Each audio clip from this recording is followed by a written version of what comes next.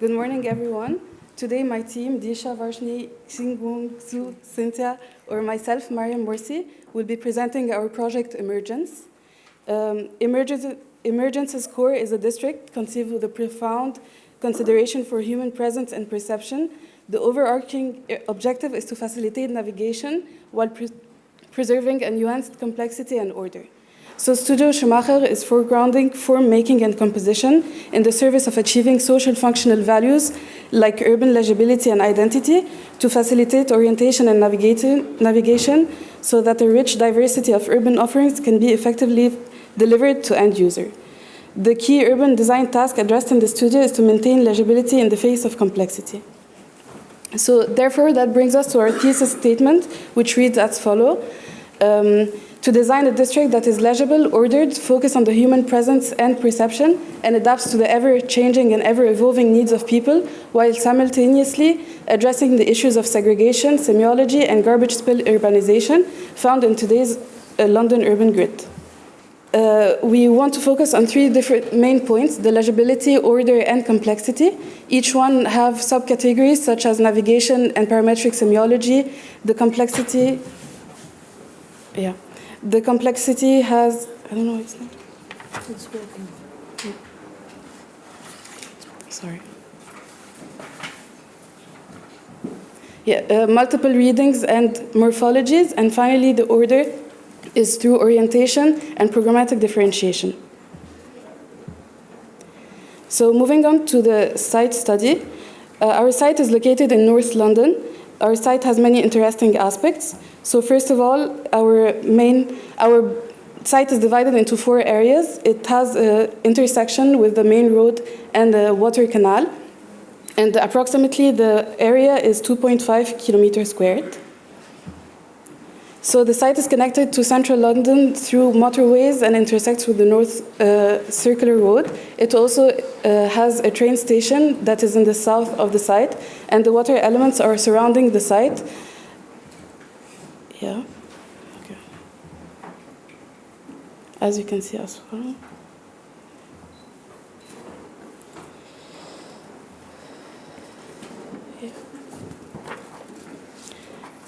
Our site is surrounded by multiple activities, such as the Lee Valley Leisure Complex, which is basically an entertainment area for the surrounding residential areas. Lee Valley Regional Park for people to connect with nature. Banbury Reservoir, which is super important around this context as there has many water reservoirs. And finally, the Tottenham Marshes to connect with nature and to discover vegetation. So this brings us to our concept, which is blurring the boundary. As you can see around our site, we have a very rectilinear grid on the side, and then there is an axis, the railway axis, that is completely delineating the site, and finally a very organic grid that flows throughout. And next, move on the third chapter, the fabric generation. After exploring many patterns inspired from different elements of nature, we decided to focus on 3 different patterns that would complex and generate our final fabric pattern. The first one is the magnetic field line, which is focused on 2D generation and can be played around with attractors and repellers, generating different patterns.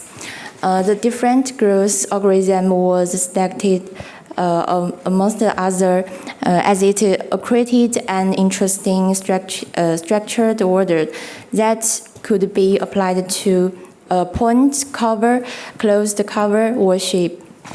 And the meander band, the different growth algorithm was selected amongst. The meander band is a phenomenon that happens to water element, deriving its curve from its original aspect to different curvatures through generations. This 3 algorithm was handpicked and explored as they represent and imitate the characteristic of London's essence. Indeed, London is an inclusive city with people from different countries and different group of people. And different circles represent different groups of people. And given that they are independent from each other, there is a density between them, but the distance between them, but they are still in communication. Therefore, the fusion between them. Each group has its own core, so its own core that acts as a central diffusion. This is why we use magnetic field. Each one of the central has a direct connection to the other. Therefore, the continuous line that links between them. The distance between the groups represents the closeness. And in order to generate the relationship between groups, we use the Groove's algorithm. It's a continuous polyline, as suitable for us to take points on the line by distance. The third overlap pattern is the meander band. It simulates the expansion of river. Using its logic, we can simulate the expansion of the cities through a line, but also the boundaries. This is a short animation on how the pattern is generated and how each algorithm is used and overlapped with the other. This is a slide you can see the simulation of the layering process, where it all started from a line. So the line allowed us to simulate the different groups algorithm. Each of the edge is picked up in input from the magnetic field simulation. Then we run the meander band on different time levels, allowed us to have overlapping dense points, which are then inputted into magnetic field. Those will be our important nodes and landmarks. This logic was used on a simple curve with different points placement to create different gradients and densities. And resulting in such patterns where you can clearly see the difference between the magnetic field pattern. Each one meticulously differentiated through either the left to right or north to south. The following step was extend the pattern from our side and apply to the generation process. As you can see, the pattern are differently and vary according to the density and the location. And this is the final truth pattern where you can see a clear gradient in density, a connection to the y-state context, and an emergent pattern coming from the south and building up centrally around the rotation points. Another view from our pattern where the connection to the east and the rotation points fit the side boundaries.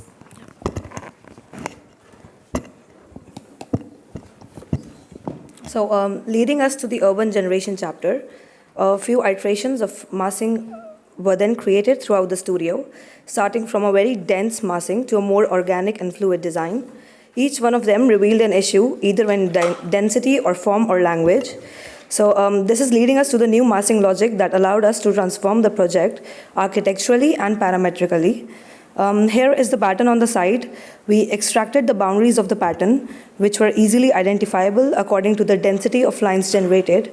Then we highlighted the rotation points and the water elements within our side boundaries, which allowed us to select the main patches that are going to guide the spine of our design. We believe that the spine would be more accentuated and show its importance when it's all connected and therefore allow a continuous flow throughout. Thus, the creation of the mega building, which act as a connecting node from north to south and east to west, we then proceeded to create a gradient that is cascading as the pattern guides. The highest point is the purple part, which is justified by the farthest distance from the rotation points, and the closer to the rotation points, the lower the building, which is creating an effect of emergence. The next step was to identify the surrounding land use and let it guide us through the actual zoning of our project. As you can see, the spine, which is the mega building, is mainly commercial. It has a branching out and stretching property. The second function is the offices, which are mainly found in the rotational points as they emerge with public plazas, followed by the residential, which are scattered around the site in order to avoid segregation. Each of them is pointing towards the spine. Finally, the mixed use are centrally located and leading to all the directions. This is our final master plan, where you can clearly identify the main spine. The design blends in with the context, especially the surrounding roads, through the fingers, which are directly blending through the context urban grade while breaking the linearity of the train railway. This is a view from the northeast. As you can see, the landscape is merging with the surrounding context. Moving on to the building typologies. The innovative approach involves a mega building that serves as a spine, seamlessly connecting, attracting, and guiding individuals throughout the site. This ribbon emerging from the ground enables merging of the inside of the buildings with the pedestrian paths and redefining the preconceived notion of the ground. The spine has three main objectives. The first one is to connect and bridge to the exterior context. Indeed, the spine is commercial and therefore would require blending in with the surrounding residential areas in order to function. As you can see in the diagram, the mega building goes in all directions, connecting from north to south and east to west. The second is to activate and allow our design to be an attractor point. The mega building is intending to serve as a central point to attract people and draw their attention to a particular location. Finally, the mega building main goal is easy navigation through the district. This will be achieved by connecting all the buildings with a bridge that is mainly functioning as a retail. As you can see, the spine is emerging from the ground, connecting throughout the whole site. The functions are centrally commercial, covering from supermarkets to retail shops to shopping malls. Each extremity is branched as a function connection to the surrounding. For example, in the north, we will have an entertainment area and a kindergarten for the residential area around it, whereas towards the towers, we have a technology hub that is located next to the offices. For the courtyard logic, as it starts from the extremities, we have a single courtyard. As we intersect between two branches of the spine, the bridging in courtyard increases. And finally, for towers, they are divided into two clusters, 1 and 2. The functions are divided according to privacy, meaning that offices are facing residential as offices close during the night. Also, each tower has 2 or more functions, combining residential, commercial, offices, and sky gardens. The hierarchy of the towers are defined according to the center. Please find renders and section from east to west of our site, where we can see the shopping mall and the central tower that has the 2 different functions, residences and offices. Is the diagrammatic section where functions are highlighted in different colors. Next. These are also the renders. This is our 2 option. Inward to the generates a tower that unit to other fabric. We decide to use magnetic field lines. We created a system of points that guide the patterns. As you can see, we varied the number of the points on one line to line and occur. Another parameter was the density between the points, allows more dynamic pattern to create. My mouse. Controls the boundary to get the shape of the tower by adjusting point attraction and repulsion. In this case, the point allowed a change of density in the pattern. The lines can be used as a vertical division of the facade. And we generate a family of towers. And they are arranged according to the control point numbers. You can clearly see a transition between the towers. The next step was place these patterns within the volume of original block. The higher the tower, the smaller the diameter, so need fewer control points. The start point is the highest tower, and then is decreasing incrementally. The divide function through patterns. The finger line is the residential area, interwave line is the office, and the wave at the bottom is a commercial with a podium. The transition between a tower to the neighborhood one is evident, and interwave in function to maximize privacy settings. Here is a diagram of all tower patterns on site. And here is from 2D to 3D. And next step, to generate a tower, we take one of the pattern, create and divide the area with lines. The density and the thickness of the line depends on the tower orientation in order to accommodate environmental factors. After setting the outer lines, we add the glass steps, balconies, and divide internal space according to the internal experience and functions. And there are different iterations of pattern, and then add the steps, and we explore the internal elements to enhance the user experience according to the function, and add the glass, and finally add the vertical fence on the two sides, adjacent to other towers to maximize privacy settings. The overall shape is symmetrical and start at the bottom with the commercial zone. Then at the center is the office, and in the up part is the residential. There are zoomed in image. Next type is the rectangle shaped tower placed on the raindrop landscape. Here you can see a transition from solid to void. Some image you can see here. And next type, the double tower is symmetrical, and the pattern of the tower can clearly be identified as magnetic fields. The step extrusions happen in the residential areas for balconies. And some image shows the horizontal, vertical, and organic elements of the facade. Finally, the inverted tower are basically taking the shape of the boundaries, creating a sort of horseshoe in order to create a public plaza in the middle. So those are just some shots showing the second iteration of towers. This is a person perspective. Here you have an overall with the spine, and you can see how they blend in.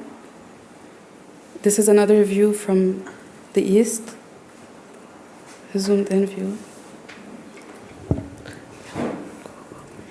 This was a facade that we tried to implement. We didn't continue with it, but basically it was it was taken from the magnetic field pattern that we originated from.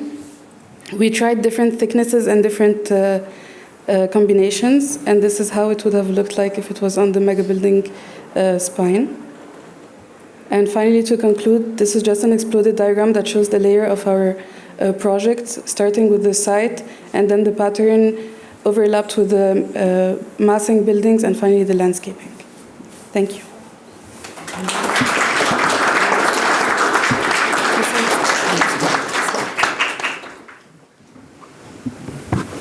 So to continue with the models, this is our layered model. You can see the pattern that's overlaid with the site. Here you have different massing iteration that we tried from the beginning of the studio. You can see that it's super dense and that we started to break it down to less dense and less dense. Then we tried different heights iteration and how the overall massing combines with the surrounding. Then we tried to implement the fingers that merges with the context. Finally, we went to a super organic design, and we tried different iteration of the spine that you can see in the middle, how it branches together. This is another iteration, and finally a third. This is the final massing, where you can see the spine branching and bridging over the intersection points. And finally, a 3D powder print of the whole spine. And then the south block, where you can see a detail of the spine. You can see clearly the bridges that we're trying to use to redefine the notion of the ground. So it starts from the surrounding context, it starts from the street and goes up and bridges with the spine on the side, and then you can enter in it and connect throughout the whole building. And finally, those are just how the formation of our spine. Thank you.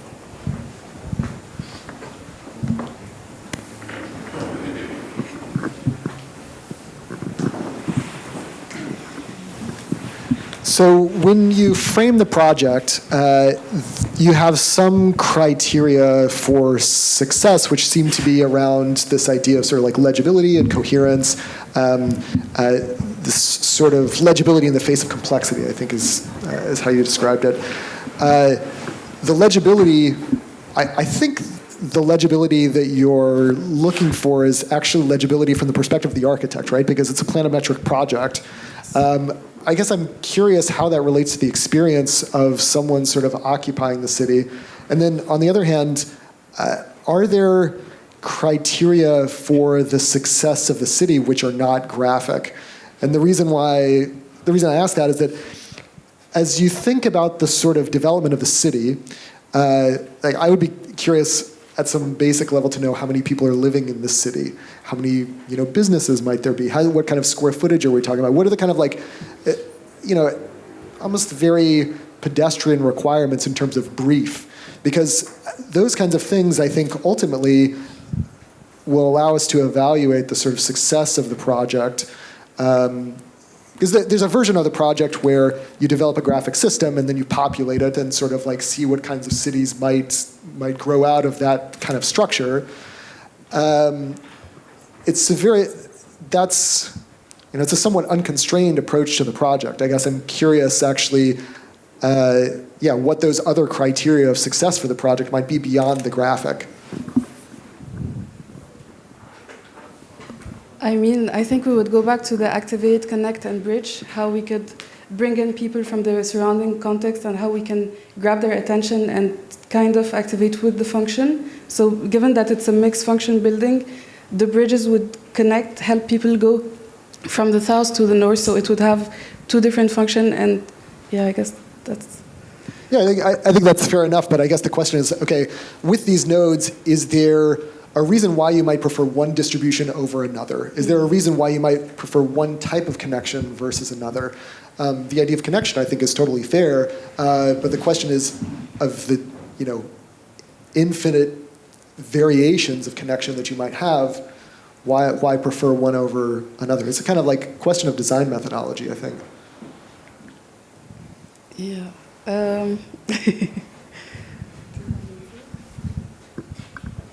I'm not sure exactly how we did evaluate the spine, but I think we try to think about the bridge connection in the center and how it created a sort of intersection with the road, the main road, and the water bridges. And then we try to start the massing from the ground of the extremities so that it can sort of emerge from the ground. So this was mainly the criteria, starting from the bottom and then just trying to emerge as much as possible in order to kind of differentiate between the buildings, if that makes sense. My feeling is, I really appreciate that you walked through all parts from analysis to the pattern to architecture sections, describing different districts, then coming even to architecture. That's really great. And maybe some parts have been less successful and very successful, but that you just went through the whole exercise is really good. I love the site plan and the site, and that it becomes part of this whole green district. And I feel when you talk about the analysis and your programming, I feel like you should much more talk about the site. And even like this graphic, it's so nicely integrated. It's becoming part of nature. And that's, I think, the beauty of the project. And also, they talk a lot about the spine, but for me, the whole integration into the site is really successful. And what's maybe for me slightly missing is then how do they connect to the existing and how certain decisions which you made. Where is it lower, where is it higher? I think you could have explained a bit better, but I find the integration to the site very successful. And that's maybe more important than exactly what the spine does. I mean, there are some interesting discoveries that sort of, I mean, the funny thing is that the aspect of emergence, you have a very parametric approach to the project, right? The aspect of emergence that's occurring, I think, is this sort of reading which we project as designers onto this. It's like the emergence is in the emerging sort of qualities, the emerging possibilities of the project, not necessarily in geometric emergence as it's classically defined. But I agree. I think it's a beautiful plan, and I think there's this aspect of kind of reaction diffusion or a kind of like intermixing of different functions, which is very fluid, which I think provides it. I mean, it offers a very different kind of urbanism. I think that's a really interesting possibility of the project, is to think of this as something which is not. It's not organized in a hierarchical way. It's organized in a much more diffuse and interweaving sort of way. Well, first of all, thank you for the presentation. I kind of agree with some of the comments. I think the spine, in a way, is quite successful. Well, I think it's still not completely defined what it does, so I would kind of maybe give you some ideas on it, like what I think are the possible articulation. I think it can be looked more from the infrastructure point of view. So if we look at it more as the infrastructure, I would like to understand more what is the movement, how do I move from one area to another one. Is it a car? Is it public transport? Is it pedestrian? So I think like to really treat it as design of an infrastructure, I think can become very, very rich. I think I think for me, like when you lose it, is that soon we start to give it program too quickly, maybe. Like it feels like it becomes like a giant shopping mall. Because you start to say there is a shops, etc. So I think for me that is when everything collapses with the tower, when everything is the scale of the infrastructure to immediately the scale of the program without first understanding how the infrastructure works. So I would probably just go back to that level and understand really more precisely how do we move through the site. Thank you. And the first thing I would say is I completely fell in love with the little animation of the swirls. I think it was magnetic to look at. I would have liked to see that again. It kind of reminded me of these old screensavers. And I think I meant that as a compliment. What's interesting is on this presentation, when you have it digitally projected, it worked very well. When I saw the printouts, this is also just presentation technical, they fade. Like I think it was much more informative and beautiful and readable on the projection than on that's what's printed here. And I think there was a beautiful sense of detail and harmony. I think throughout your process, all the way up over here, and then over here I start to lose it a little bit as soon as you become very concrete with the buildings. And I think it's because I am, and I need to find the right words for it, but I think there's something when I look at the finished architecture, maybe it is a sense of scale that I'm missing a little bit, or not a sense of scale, like a sense of detail. I do understand we are looking at it from a large perspective, but I missed that a little bit.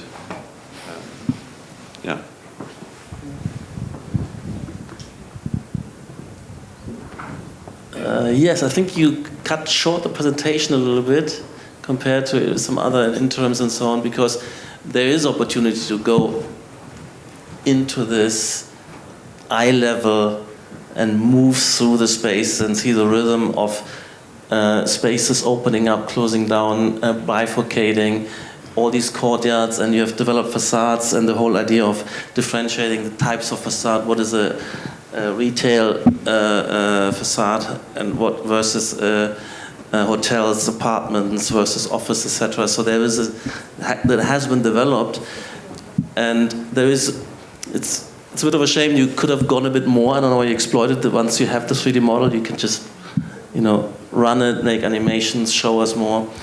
The other thing is there is an overall homogeneity still to the project. I mean, can you really cope with that full length? And of course you have a certain rhythm to it. You have to build up into the towers and then kind of petering out into a lower isolated residential units, etc. But still there's that challenge. Would have you had required more differentiation? That's why I think it was quite important. You have, for instance, another layer of these magnetic convergence lines as roofs over the system of loops and swirls and captured courtyards. This other geometry which you started to show and never fully developed, and that could have been that layer would have be intensified to one side of the project, or would have further differentiate the field. So there's a kind of, the scale is hard to tackle, and to keep the tension of an overall unity, but also to have more diversity of zones and sub-districts and neighborhoods, and that's the difficulty here. I mean, anyway, I think there is definitely more in the model than you're showing, and I think in some of the design studies, more potential to build up more complexity. And yeah, so that's, I think the eye level is very important for demonstrating the sense of orientation you get. You know where, on which side is the hard edge, where it is bleeding out, you know, you can differentiate north and south. It's interesting, there's also the camouflage element. So you have that big spine, and it's kind of, on the one hand, it's not too discrete, so but still, sometimes we don't necessarily identify it. So then we have to also go back and lift it out. So what's lifted out in the diagrams through a color, in the real architecture, you might also need to do something to lift it out more. So that's my criticism at this point, where it kind of fails with its fundamental ambitions. It errs on the side of too much homogeneity and differentiation, which isn't conspicuous and memorable enough and qualitative enough to notice that we're in a different district. So it's over unifying to some extent.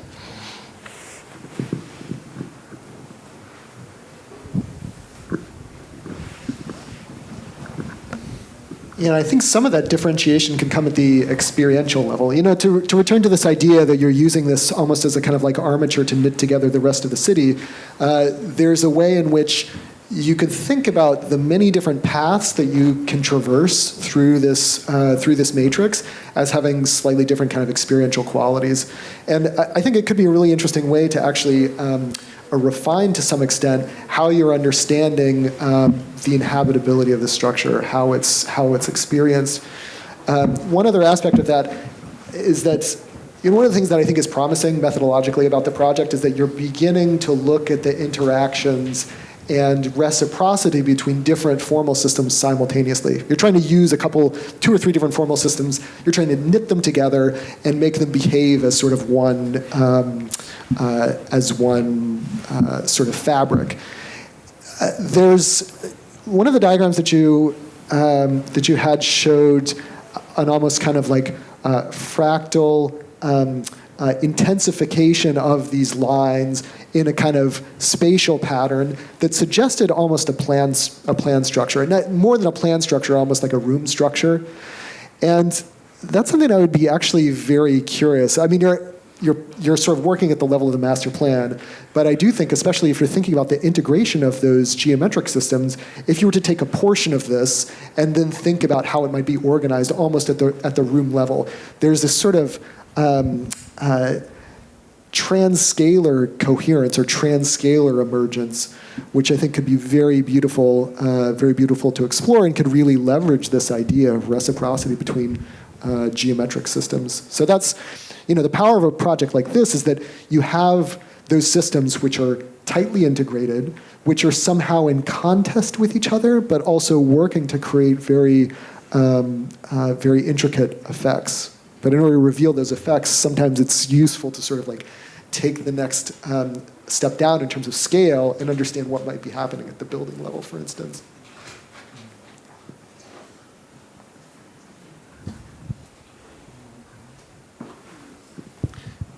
I think what would have helped you, what Patrik was saying, to get more diversities, I think if you would have looked a bit more carefully at the site, because there's so many different constraints. One is actually a city edge, and there's a lot of main roads coming in. The other side is then blending out into nature. And I feel like when I look at the pattern, how it generated it, there was not enough main points you connected to. And I feel like that would have been giving you a bit more diverse pattern. One is more loose towards nature, the other one is a bit more rigid towards the city edge.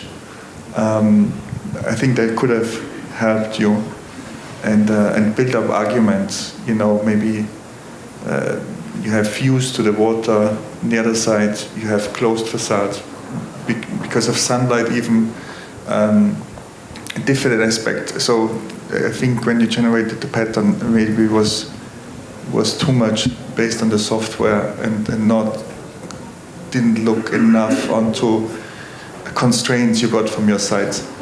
But still, I really like it how you integrated it in the overall structure. Scale is always an issue, as Patrik says. It just happens, and most likely you're gonna scale it down if you redo it. But that's just part of the story. So well done. If I just have to give you a last compliment, it somehow got me excited to go home and do some stuff myself, which is always a good sign, right? So I want to go home and I'm going to do some of those animations and play around with that. So I think that's a good sign. Yeah. Yeah, I think that Hannes mentioned sun directions. That's one of the major themes, which there was one model where you had, I said, sprayed black from one side. So you see there's this kind of global orientation, which also would help in a large field like this. If it was systematically picked up in the depths of relief through shading and maybe very different types, or with solar panels, etc., all in black on one side, picking up. So that's some of this. Let's say that's why I don't fully understand the presentation. Maybe got cut short. So the studies I'm concerned also the zooming in on the facade, etc. Because what we're trying to do here is unusual in the sense that going from the urban scale to the architectural scale, even to facade and tectonic details, and they're distributed according to the global order and to program, and therefore you have that nearly hologram-like representation of the order in the immediate surroundings. So you can also make the inferences from the local trajectory of transformation to where the global let's say conditions are, and I find always when we work with, it's not often that clients are willing to invest in brise-soleil and depths of facade. But if you do that systematically and you recognize sun directions across quite diverse types of buildings who all participate in this, you get something quite strong in terms of an orientation. And the buildings, they become landmarks, which in a way which a building which looks the same from all sides can't be.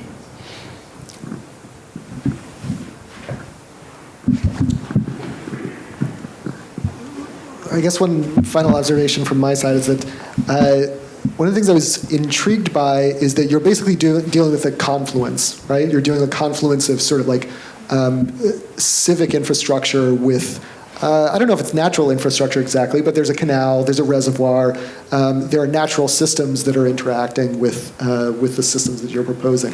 And so the spine, I feel like there's a way in which that spine represents a certain kind of human, artificial infrastructure, but there are other almost complementary spines, which I think exist or could be teased out, which interweave with that one, right? There could be one which is basically around sort of like green space. There could be one which is about sort of like aqua infrastructure, right? So there are all of these other ways in which this thing could actually become a very dense sort of interweave of different types of infrastructure, all of which are sort of in conversation with these formal systems, but inflecting them in slightly different ways. And I think that's, part of the beauty of a project like this is there's this like hint of post-humanism there, in the sense that there are other systems which are beginning to have conversations with the strict geometric systems that you've introduced for the architecture. Thanks, guys. Thank you.